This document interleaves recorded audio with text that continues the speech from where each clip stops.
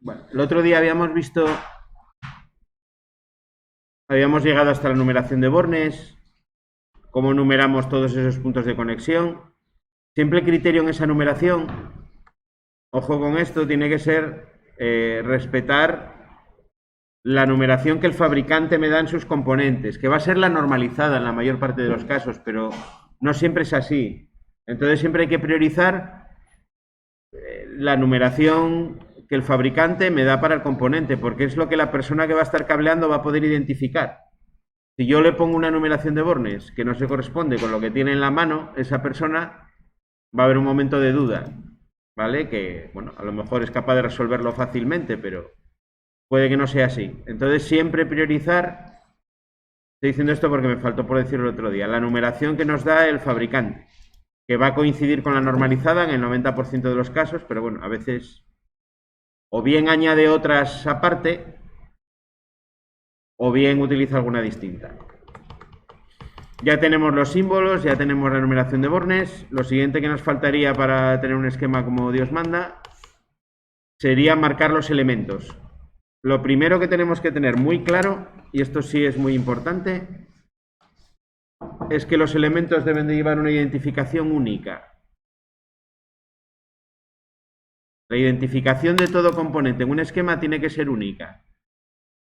Por poner un ejemplo, todo lo que yo llame K1M en un esquema tiene que ser el mismo contactor y no puede haber otro contactor que se llame K1M, al menos en el mismo cuadro, en la misma localización. Ya veremos ahora cómo las marcas las podemos hacer no solo por el producto en concreto, sino que utilizamos también otros criterios.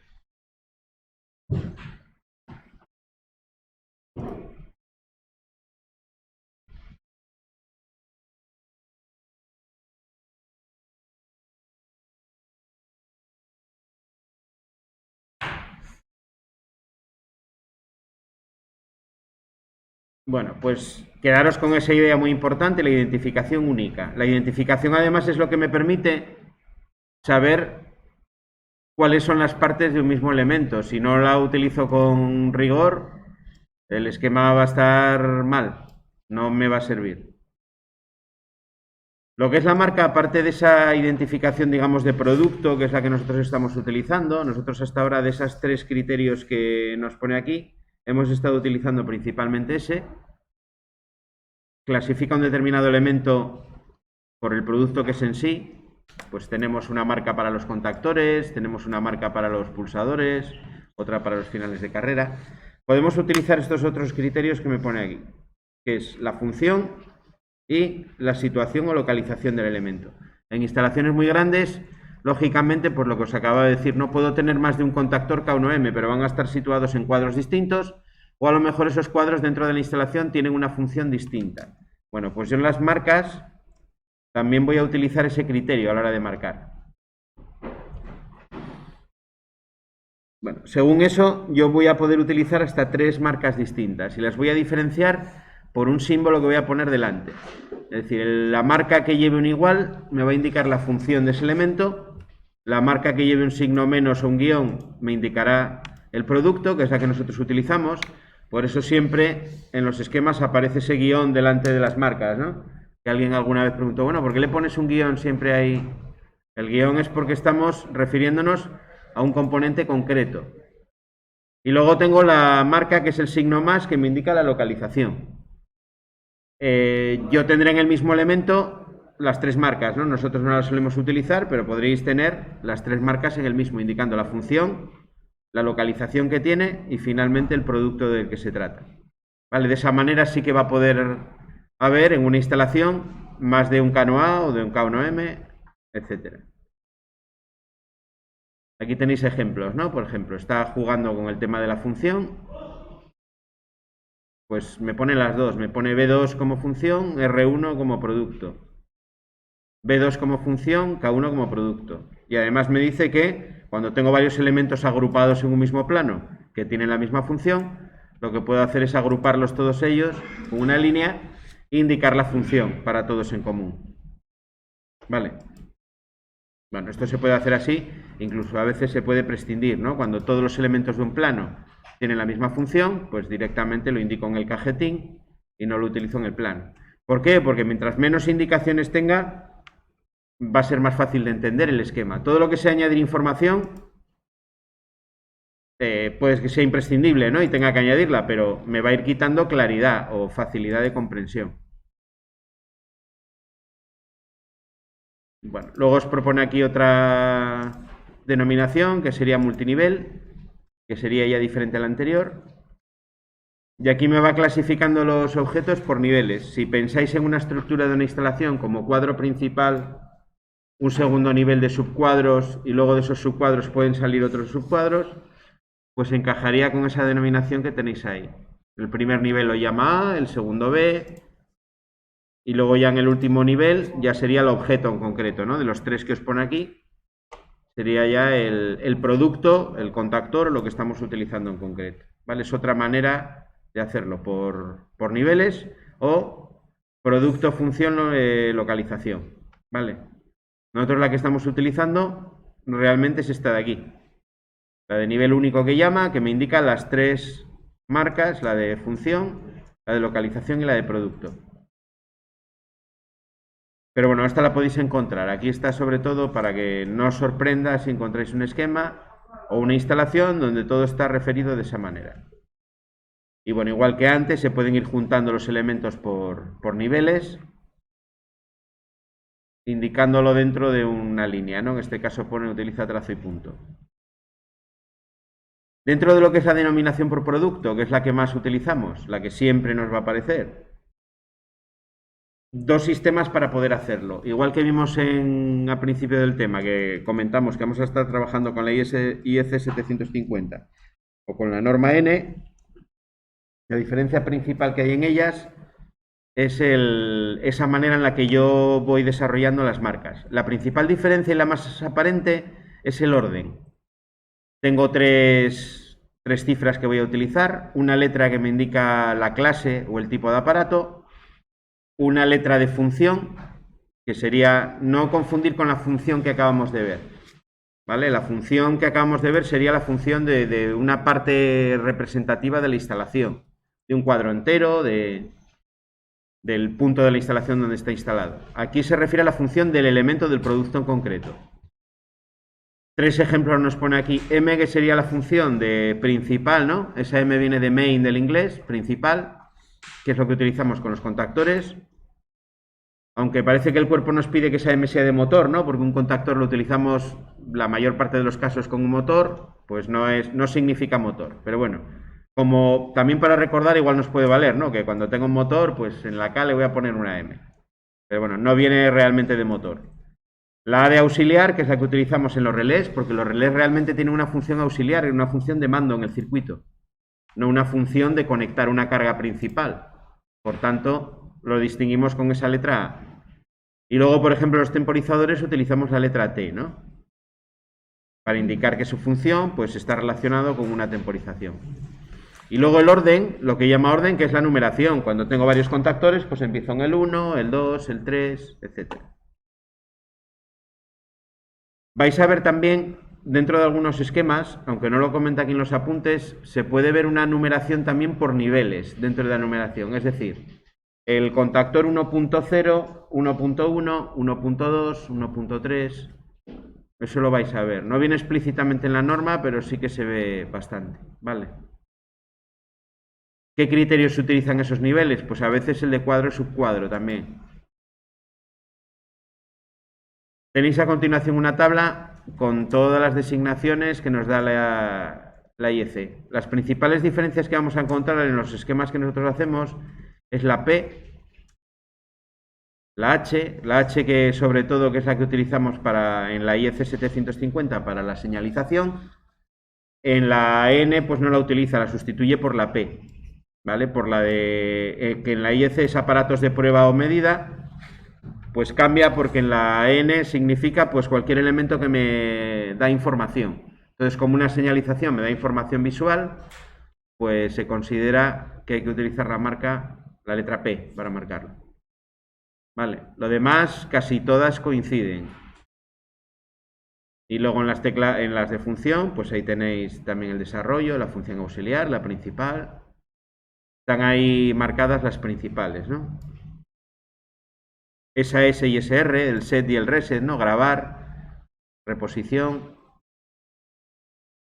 Bueno, eso saldrá más en otro tipo de componentes, pero la norma también nos lo define aquí. Y ahí tenéis cómo lo haríamos con la norma N. Se cambia el orden de la función y del orden, valga la redundancia, y algunas denominaciones cambian. Por ejemplo, los contactores, según esta, llevarían la Q, los relés auxiliares llevan la K, se les puede añadir la A, pero no sería imprescindible. Los temporizadores llevan la letra T, ¿vale? Hay ligeras diferencias.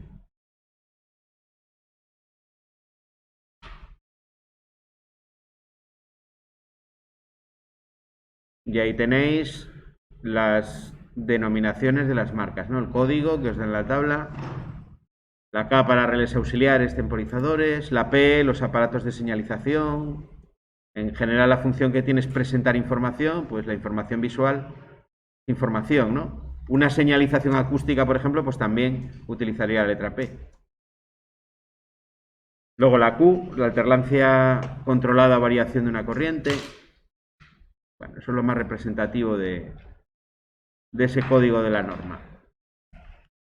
Tipos de esquemas que nos vamos a encontrar. Esquemas unifilares y esquemas multifilares, una primera división. Los esquemas unifilares son esquemas donde represento varios conductores por una única línea.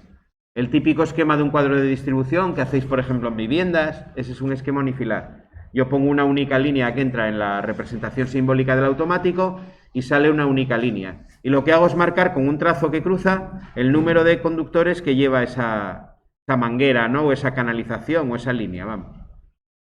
Mientras que en un esquema multifilar yo represento cada conductor o cada potencial por una línea.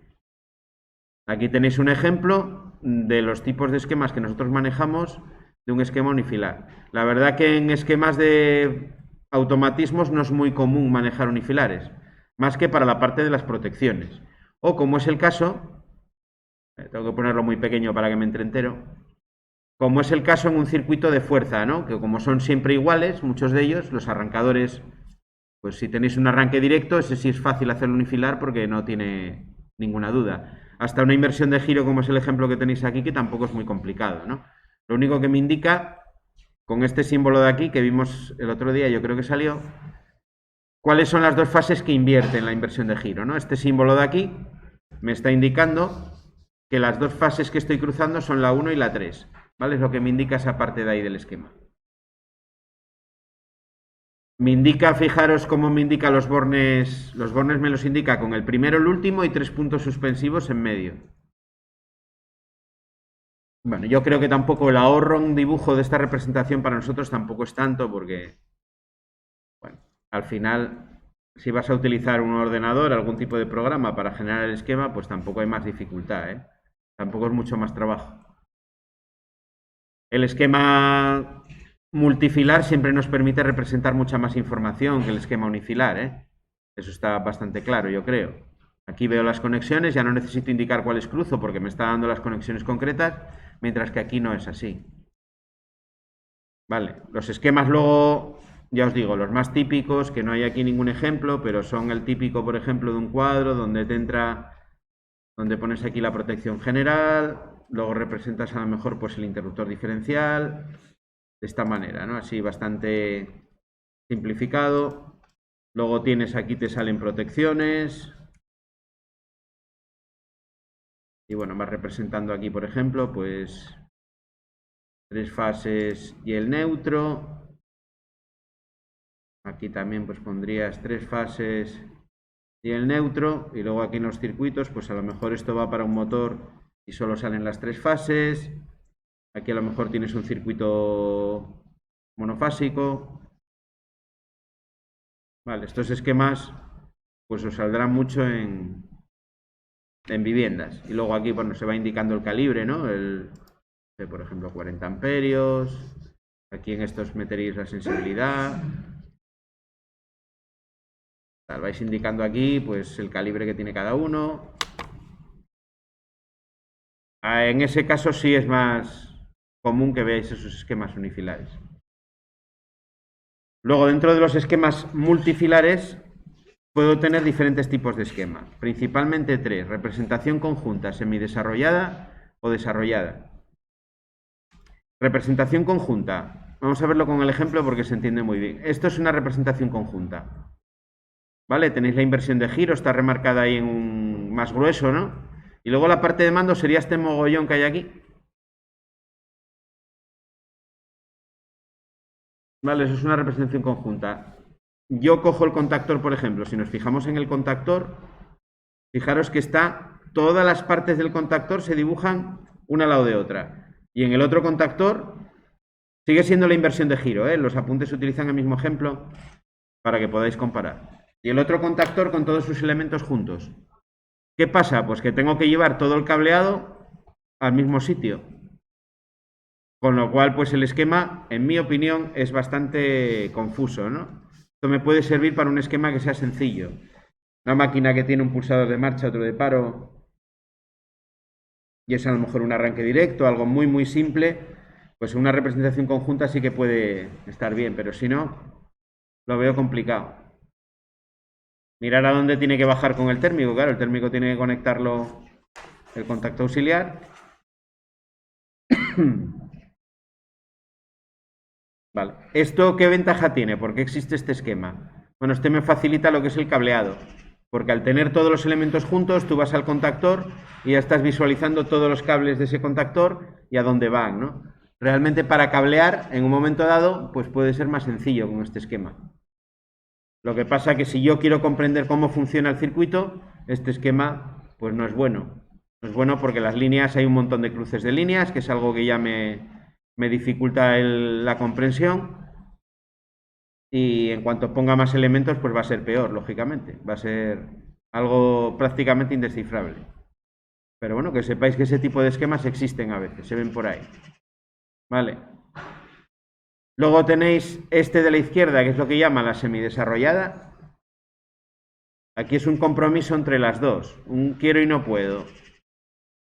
Me une las partes, separa algunas partes de los componentes y las une con ese símbolo que habíamos visto de unión mecánica, que es la línea discontinua, ¿no? La línea discontinua quiere decir que tienen una unión mecánica. Y me representa el circuito de mando ahí en horizontal, pegado. Vale, eso sería es como un intermedio entre separarlo todo, que es lo que nosotros normalmente hacemos, la desarrollada, y la conjunta. Y luego tenéis a la derecha lo que es la desarrollada, que es la que normalmente vamos a hacer siempre. Yo cojo los componentes, las partes de un componente y las dibujo donde a mí me viene bien. Donde a mí me viene bien, pues es normalmente formando líneas verticales.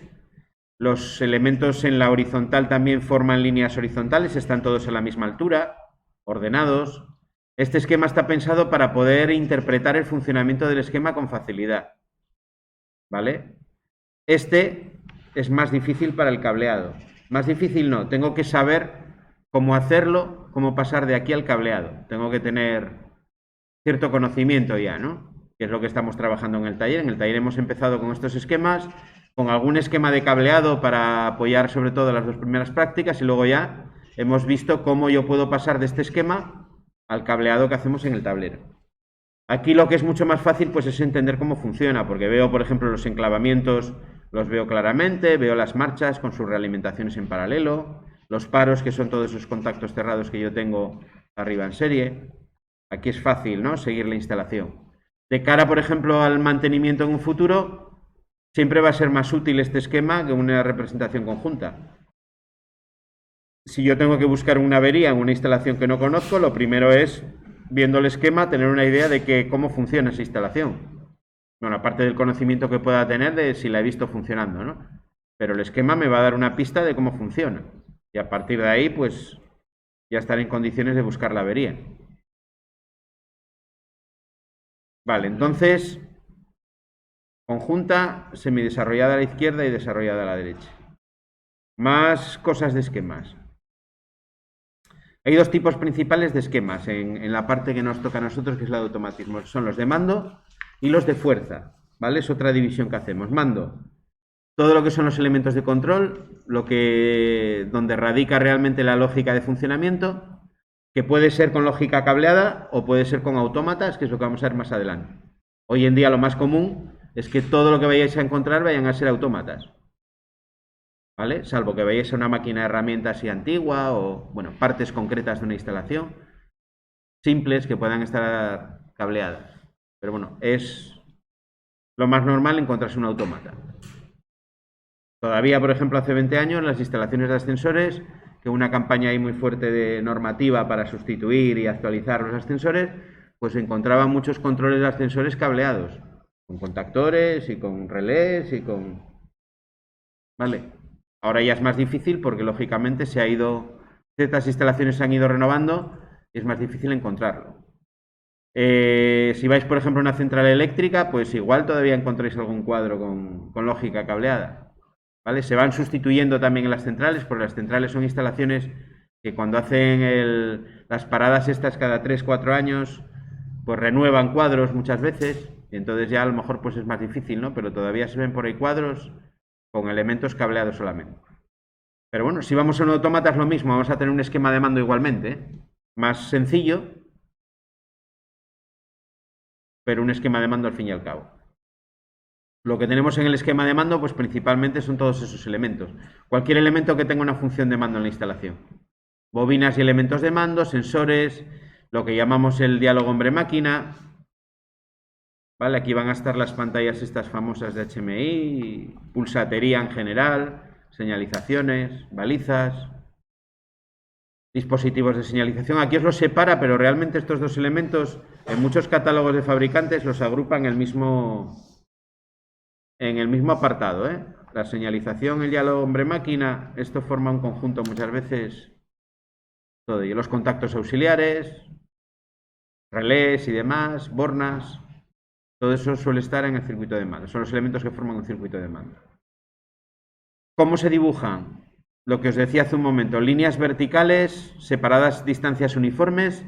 Aquí tenéis la numeración de columnas en la parte de arriba, que vamos a utilizar para poder identificar la localización de los componentes. Por eso es importante que las distancias entre los componentes sean uniformes. Los contactos, fijaros, se ponen a la misma altura siguiendo líneas horizontales. Eso también es importante para la claridad del esquema. El esquema debe de ser fácil de seguir.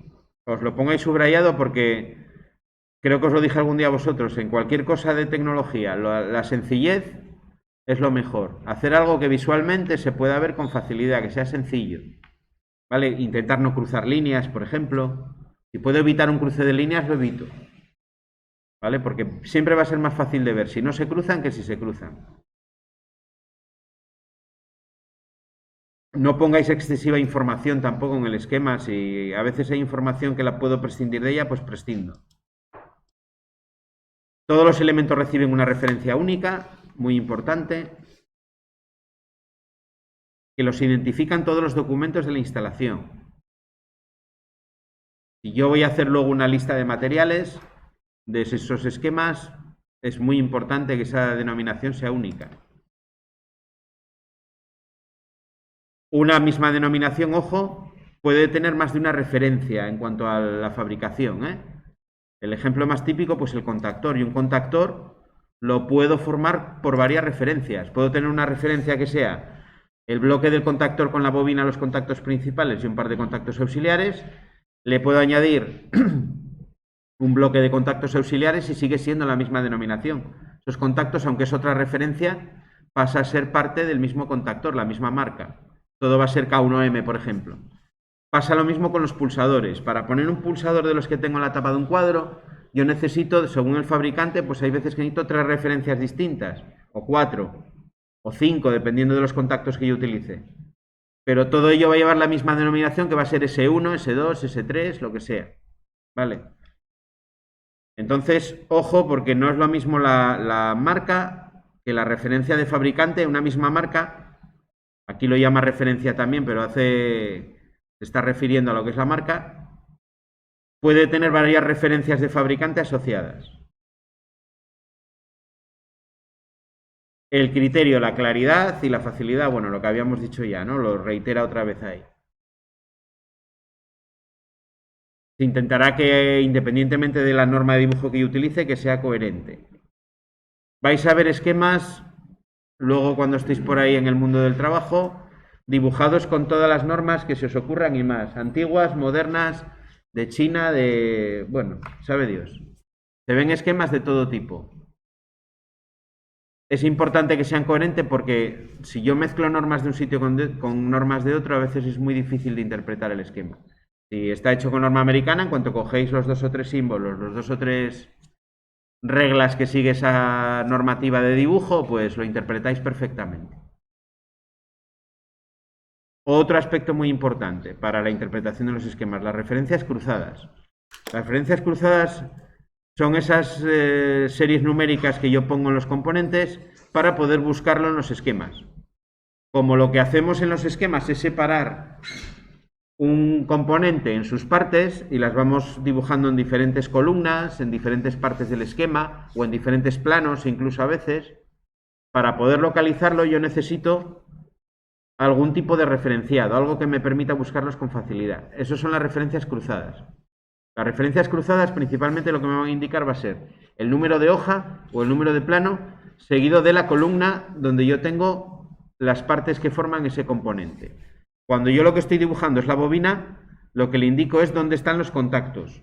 Y cuando tengo un contacto, por ejemplo de un relé, lo que le indico debajo con ese código numérico es dónde está la bobina. ¿Vale? Cada uno me hace referencia a las otras partes. Los contactos hacen referencia a la bobina y la bobina a los contactos. Hay varias maneras de hacerlo, aquí sí que hay variedad también. En lo que es la bobina lo que podéis tener es una cruceta, tipo esta que pone aquí. Esta es una manera de hacerlo. ¿Vale? Bueno, esta es otra manera de hacerlo. Mira, aquí tenéis dos distintas en el mismo esquema. Más la anterior, 3. Poner lo que se llama ¿qué se llama? La sombra de contactos. Esto, la verdad que no me acuerdo la del nombre. ¿Vale? El esquema de contactos que corresponde a la bobina, es decir, dibujo debajo de la bobina los contactos que tiene y indico aquí a su derecha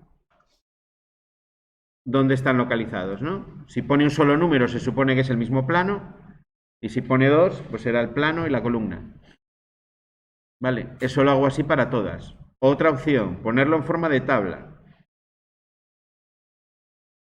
El contacto, el 1314 pues está en la columna 2, el 2324 en la columna 3, el 3334 está en el plano 5 en la columna 2. ¿Vale? Y otra, que no aparece aquí, pero sí que vamos a ver en el software y la vamos a utilizar, es hacer algo como esto. Bueno, os lo dibujo aquí. Si tengo, por ejemplo, una bobina de un contactor, por ejemplo, un K1M, aquí debajo pongo una tabla y pongo dónde están los contactos principales con una M, dónde están los normalmente abiertos y dónde están los normalmente cerrados. Indicaría, por ejemplo, imaginaos que este es el plano 1, pues columna 3, el abiertos pues tiene 2, uno que está en el plano 2, columna 2 y otro que está en el plano 2, columna 3.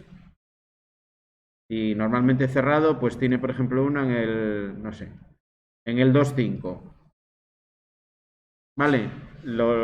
Esto es lo mismo, es el número de plano y dentro de ese plano la columna. ¿Vale? Esas columnas que pongo encima, que están separadas a la misma distancia, es la referencia que me permite dentro del plano localizar en qué parte del plano está. Esto también es muy común que lo veáis por ahí. ¿Vale? Más antigua, hoy pues quizás la más fácil o la que más fácilmente vais a encontrar en el software específico, pues a lo mejor es esta se ve mucho. Vale, porque me da más información, me dice el tipo de contacto, la numeración que tiene, esta me aporta un poquito más de información. Bueno, eso entonces son las referencias cruzadas. Esos son esos números que aparecen debajo en los esquemas que estamos haciendo las prácticas. El numerito que aparece debajo de la marca, ¿no? De cada contacto, pues me indica eso, el número de plano y la columna donde aparece. Por otra parte tenemos, junto con esos esquemas de mando, pues el otro que es el esquema de fuerza. ¿Qué tengo en la fuerza? Los dispositivos de maniobra y seccionamiento, los dispositivos de protección de la parte, digamos, de potencia, los dispositivos de conexión y desconexión, y regulación, contactores, variadores de frecuencia, arrancadores, estáticos. Luego tengo los actuadores, los motores, calefacciones, la resistencia, los condensadores, y lo que estoy es conectando condensadores, lo que tenga como parte de potencia en la instalación. Y por supuesto, pues bornas también, ¿no? De conexión de esos elementos. Se utilizan también las referencias cruzadas, igual que en el otro. Y bueno, no hay ninguno dibujado aquí, pero ya los hemos visto, ¿no? En el tema anterior, algunos de esos esquemas de fuerza, el arranque directo, la inversión de giro. Numeración de los conductores. Otra cosa que se hace en los esquemas, pues es numerar los conductores. Esto es muy útil luego para cuando esté la instalación en funcionamiento poder seguir una posible avería, ¿no? Poder tener una referencia también visual rápidamente que me permita relacionar el esquema con lo que estoy viendo en el cuadro. La numeración de los conductores, físicamente hay un montón de maneras distintas de hacerlo. Una muy típica pues son las anillas, ¿no? Anillas numeradas con números y letras que se insertan a través del conductor. Puede haber también sistemas con etiquetas híbridas. Hay sistemas que las propias punteras llevan la etiqueta incorporada y se pueden rotular. Principalmente hay dos métodos que son la numeración por potencial o la numeración por conductor. Numeración por potencial. Cada potencial del circuito lleva el mismo número, aunque físicamente sean cables distintos. Por ejemplo, cuando yo tengo en el esquema las conexiones estas del neutro, por ejemplo las que tenéis aquí, ¿vale? Esta conexión que me conecta el A2 de uno con el A2 de otro, con las lámparas. Toda esa conexión del neutro es el mismo potencial, ¿no? Es el neutro en el circuito. Yo a todo eso le pondría la misma numeración. Si este es el conductor, por ejemplo, bueno, aparece por aquí, aquí aparece nombrado con la N, pues todo va a llevar la N. Podría llevar también un número, ¿eh? Imaginaos que esto es el número 23, pues todos estos conductores llevarían el 23. Yo lo que vería sería en el esquema que donde me entra ahí el A2, si tengo aquí una puntera que me va un A2 del neutro, pues esa puntera va a llevar aquí una etiqueta puesta con el número, pues habíamos dicho 23, pues el 23 ahí puesto. ¿Vale? Y ese será un cable a lo mejor de neutro. ¿Vale? Todo lo que tenga el 23, o todo lo que tenga esa N de neutro, en el otro ejemplo, yo ya sé visualmente que es el neutro. Eso es la numeración por potencial. Aunque físicamente son tramos de cable distintos, ¿no? Necesitaré a lo mejor pues unos cuantos cables, unos cuantos tramos para ir puenteando todo ese neutro. Eso es la numeración por potencial. Todo lo que es el mismo potencial, el mismo número. ¿Para qué puede ser útil esto? Pues para poder reparar una avería en la instalación. De cara al mantenimiento, pues esto es bastante útil.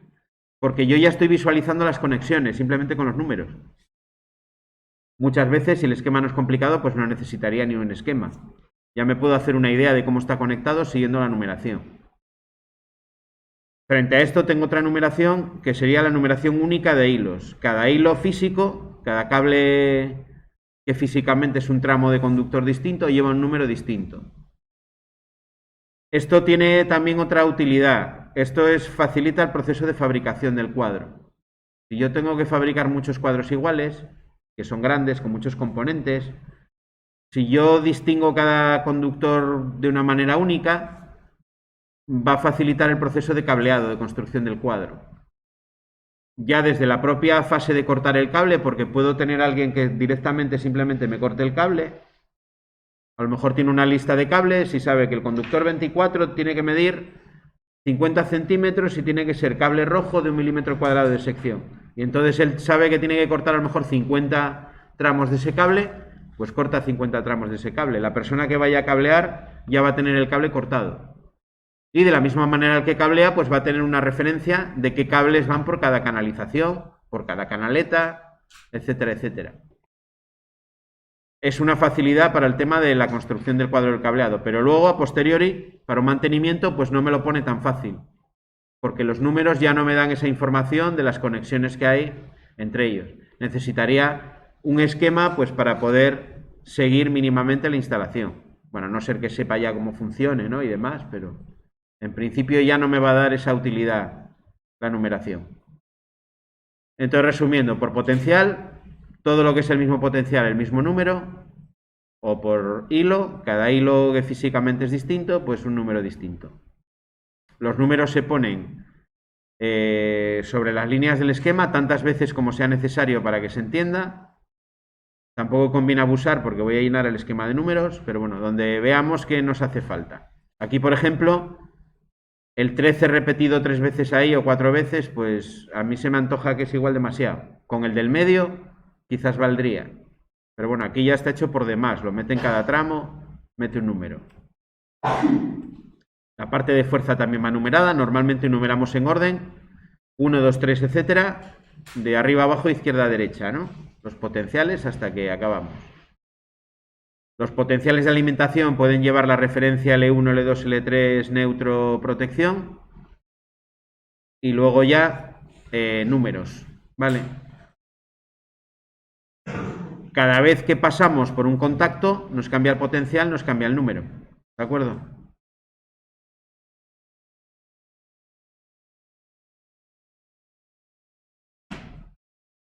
Más cosas que tengo.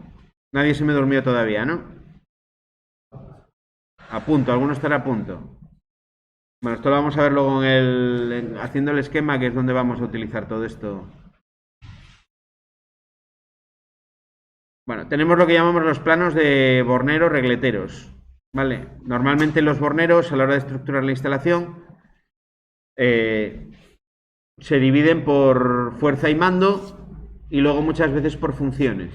¿Vale? Puedo tener varios borneros de mando, uno a lo mejor para la señalización, otro para una instalación donde tengo, por ejemplo, unas mangueras que salen a una determinada parte, pues tienen su bornero separado de las bornas, por ejemplo, que me dan salida a la tapa del cuadro.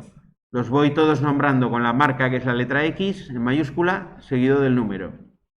Como mínimo siempre voy a tener una división que va a ser entre el bornero de fuerza y el de mando. ¿Por qué? Pues porque físicamente voy a tener calibres de borna distintos. Las de fuerza van a ser de un calibre mayor que las de mando.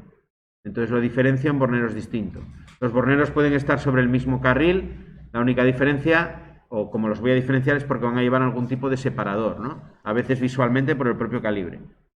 Se mete medio un separador, llevarán sus etiquetas con su marca, luego cada borna llevará el suyo. Las bornas lo normal, salvo las de alimentación, que van a llevar también esa denominación L1, L2, L3, NP, es que se numeren de izquierda a derecha con números, ¿no? Números enteros.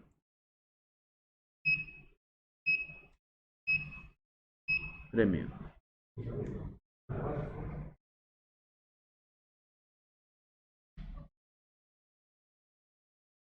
Veis, ahí tenéis ejemplos un poco de los borneros de salida, con sus...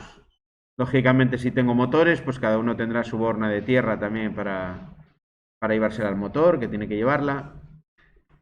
En este caso tienen un bornero X1 agrupados las bornas de los tres motores, que serán parte pues, de una misma máquina, una misma parte de la instalación. A la tapa del cuadro solemos salir también a través de bornas. Ya os había dicho que la razón, o cuando se hace de esa manera, es para poder construir la tapa del cuadro separada de lo que es el fondo del cuadro. Puede estar una persona haciendo la tapa y otra persona construyendo el fondo de cuadro. Y luego a la hora de acoplar, el acoplamiento va por el bornero. Ya os había dicho que el acoplamiento de las bornas por la parte inferior normalmente siempre es una borna, un cable, ¿vale? Para que sea directa. Es lo más normal. Luego lo que vamos a tener en la instalación van a ser esquemas o planos de bornero de este tipo, donde me va a indicar qué conexiones tengo que hacer. Me va a indicar también los puentes. Aunque nosotros no lo estamos utilizando, las bornas por regla general tienen elementos auxiliares que me permiten hacer los puentes directamente en la borna, sin necesidad de puentear con cable. Es decir, son elementos que se insertan normalmente en el frontal de la borna o en la parte de arriba y me hacen esos puentes. Por eso se suele indicar en los esquemas. Aquí, por ejemplo, me pone un puente entre la borna 2 y la borna 4. ¿Vale?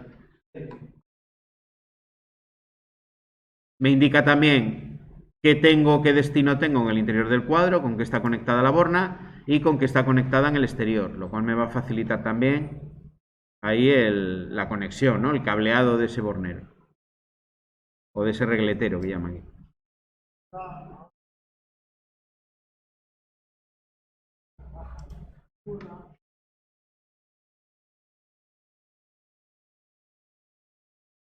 Aquí tenéis otro tipo de esquema que son los esquemas de terminales.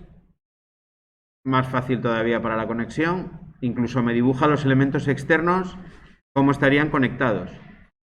Aquí tiene, por ejemplo, una botonera que me conectaría a través de esos 4 cables y una señalización que me conectaría a través de esos 2 cables, ¿no? Una señalización H1. Lo mismo con la parte de fuerza, que es la que tenéis al lado.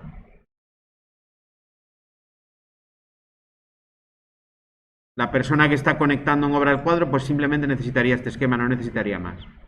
Lo que hay dentro del cuadro le da igual.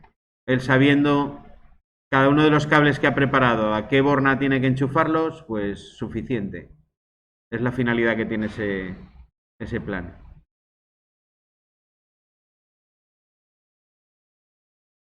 Bueno, lo último que vamos a ver hoy, así a nivel teórico. Representación de mangueras. Las mangueras se marcan con la letra W mayúscula. Siempre que veáis una línea con W1, W2, eso es una manguera, es una agrupación de cables, que puede ser en forma de manguera físicamente, es decir, un cable multipolar, o puede ser cables unipolares unidos por bridas, con una espiral de estas plástica que las envuelve, bueno, el método que sea, pero que están físicamente unidos en ese momento. Es decir, una manguera no tiene por qué ser para nosotros un cable multipolar siempre, puede ser una agrupación de cables mediante otros métodos. Normalmente hay unas etiquetas que son rotulables, también con bridas, que permiten el marcado de las mangueras. El tema de las mangueras está muy relacionado con esa conexión de los bornes, ¿no? Porque al final yo lo voy a tener, son mangueras que me llegan al cuadro y que tengo que conectar a las bornas.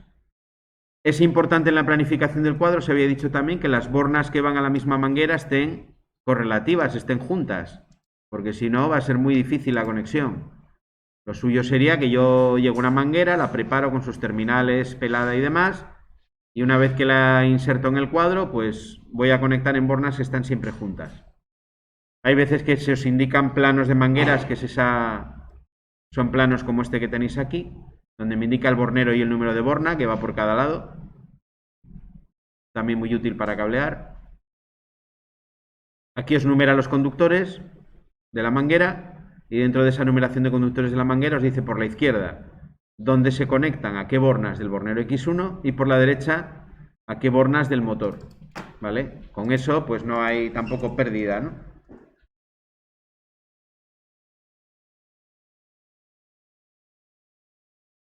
Bueno, los esquemas de mecanizado y la parte mecánica para otro día. Venga, preguntas hasta aquí, dudas.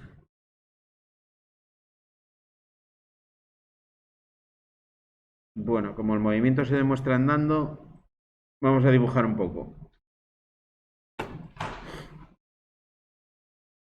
Bueno, para dibujar vamos a utilizar voy a apagar la luz porque estoy viendo que no se va a ver mucho de la foto. No sé si es por la resolución del cañón, pero... Bueno, con la luz apagada se ve un poco más. Desde que el fondo es negro y tal...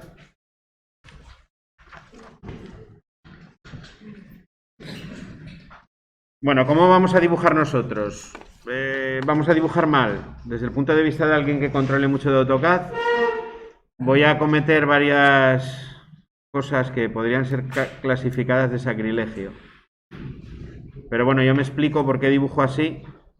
Esto es concretamente para esquemas eléctricos, ¿eh? Para otro tipo de esquemas, la manera en la que vamos a dibujar quizás no sea la mejor desde luego y no está bien. Pero bueno, para el tipo de esquemas que vamos a hacer, yo creo que esta manera es bastante útil y es bastante sencilla. Sabéis, porque ya habéis empezado con el AutoCAD, que tenemos lo que llama el espacio modelo, que es donde yo dibujo, y luego el espacio dibujo o el plano cuando es donde imprimo, ¿no? Donde ya le meto un cajetín, hago la escala que tenga que hacer a lo que estoy dibujando para meterlo en ese plano, en ese formato de dibujo que hemos adoptado, etcétera, etcétera. Yo lo que hago es dibujar en el espacio modelo directamente, con el cajetín. Eso es una de esas primeras cosas que os digo que no está bien, no es correcto desde un punto de vista de un uso intensivo de AutoCAD. Pero para este tipo de esquemas nos lo pone bastante fácil, porque yo estoy dibujando siempre a escala 1:1.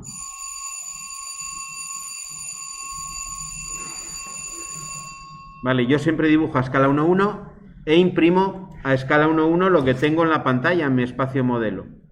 Por eso en este caso, dibujar de esta manera tiene cierta utilidad. Yo lo que parto siempre es de la ficha, de lo que sería el dibujo. Aquí tengo, por ejemplo, para el trabajo de hecho os dejo dos, os dejo un A4 y un A3. El cajetín ya según hecho según la norma. La parte exterior del espacio de dibujo, que es eso que está en color morado. De tal manera que si yo quiero imprimir esto, vamos a empezar por el final y ver cómo se imprime lo primero. Yo le daré imprimir, trazar.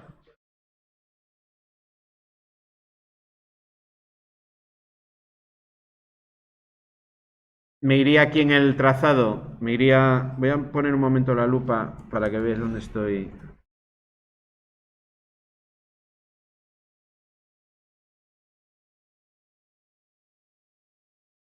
Yo me iría aquí a ventana. Entonces cuando marcamos ventana, el AutoCAD me pide aquí que designe, marcamos el F3 que para marcar las referencias. Con la de final de línea marco las dos esquinas del cajetín que yo quiero dibujar. Aquí en escala lo que hago es poner una escala 1. Esto lo voy a repetir luego, estoy empezando por el final, pero para que veáis un poco el por qué trabajo de esta manera. Vale, marco centrar trazado para que me centre dentro del espacio de dibujo lo que yo quiero dibujar. Aquí el tipo de hoja, pues no sé el que tenía, el ISO A4 tenía, ¿no? Pues el ISO A4, sí. Vamos a hacer una vista previa para ver cómo está. Voy a quitar un momento la lupa, que si no, no me aclaro. En vertical, por eso me marcaba en rojo. En rojo te marca cuando aquí, cuando no te entra, no está entrando bien. No entiendo por qué no me deja hacer la vista preliminar. Ah, vale, vale, sí, hay que hacer más ajustes. Bueno, en estilos de trazado. Lo normal es que los esquemas los hagamos siempre en blanco y negro, ¿vale? Blanco y negro quiere decir todo en negro, sin grises, ¿vale? Es lo normal. En el estilo monocrome que pone ahí, él lo que hace es cualquier color que tenga me lo transforma en negro, ¿vale? Aunque dibuje, por ejemplo, en amarillo, que si lo hago en una escala de grises no me lo imprimiría, en una impresora de blanco y negro, aquí me lo transforma en negro también, es lo normal. Lo normal es que todos los esquemas estén solo en negro, ¿vale? Los esquemas en color se utilizan en casos muy determinados. En cables de comunicaciones y cosas por el estilo, pues podría ser de utilidad. Si no, no. ¿Vale?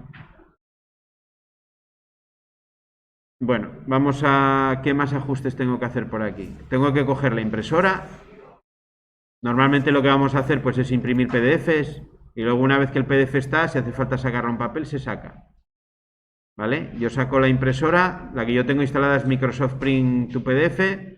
Vosotros a lo mejor tenéis una que se llama PDF Creator o algo así. Una vez que selecciono la impresora, pues ya me deja ver la vista preliminar. Le he dado a centrar el trazado y él lo que me mete es la página ahí. Como esto tiene que tener un margen de encuadernación, yo normalmente sobre esto lo que hago es desplazarlo 10 milímetros. En este caso a la derecha, ¿no? Me parece que vamos a tener que marchar porque deben tener clase aquí. Bueno, acabo de enseñaros esto. Quito el centrar trazado y en la X aquí le sumo, me parece que eran 10, ¿eh? O sea, 25. Vamos a ver cómo queda. Le doy la vista preliminar y así me quedaría la hoja ya impresa correctamente. Vale, esa es la razón por la que dibujo como dibujo, porque es muy rápido sacar el plano, que me quede centrado, que me quede perfecto, ¿vale? Como la norma de dibujo me pone los símbolos en una rejilla, ya me está dando el tamaño a escala 1:1 que tengo que tener. Me da la referencia del módulo. ¿Vale?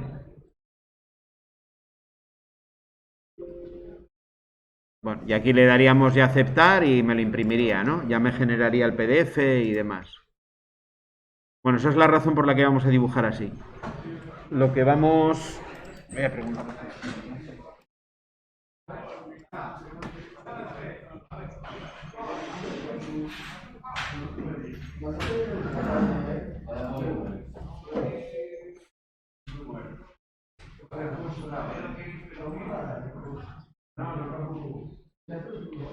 Vamos a cambiar de clase cada uno. Que tienen... No me di cuenta que tenían aquí los de segunda hora.